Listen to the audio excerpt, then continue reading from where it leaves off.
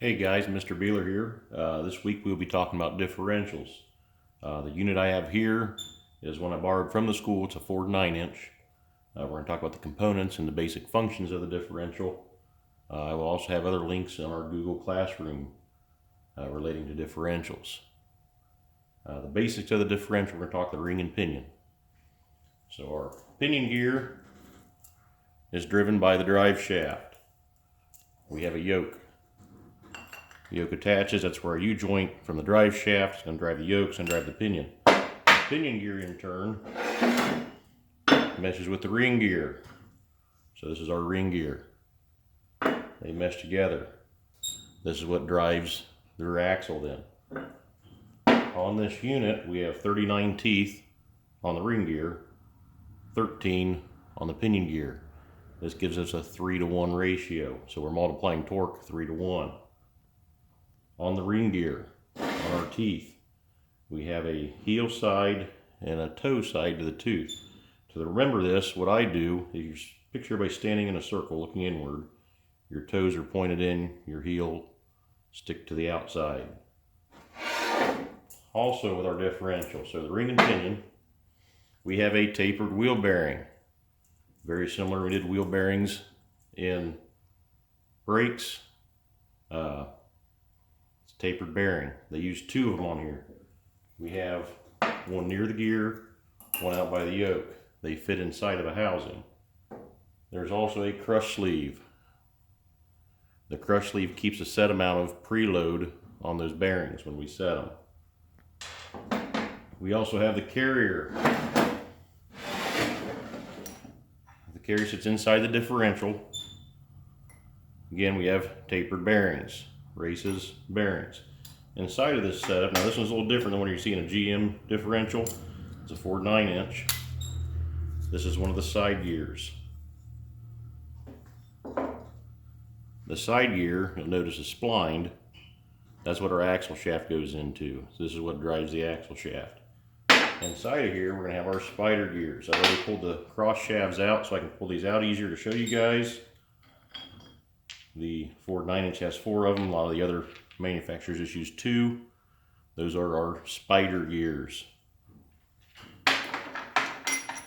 Farther in there we find another side gear. Again, it's splined, so it drives the axle shaft, so this would drive our other axle shaft. On the backs of these, there are thrust washers. Those have to be in there. If it's manufactured and has thrust washers, you have to have them in there. This helps prevent wear of the side gear into the carrier. I mentioned cross shaft a little ago. This is the cross shaft. That's what the spider gears spin on. With our yoke, there will be a pinion seal. This is what keeps the gear oil in the differential. It's driven into the housing. Our yoke fits inside of that. That's our seal. We have ring gear bolts. These bolts are special. You don't just go down to the bolt bin, find some grade 5s and throw them in there. These are hardened bolts. They are specific for differentials. I'll roll you over to the housing. Our Ford 9-inch housing. This one, if you're a heavy truck guy, this is going to look familiar. It's basically a miniature design of what the trucking industry uses. This is a removable third member. This can be taken out of the axle housing and serviced on a stand.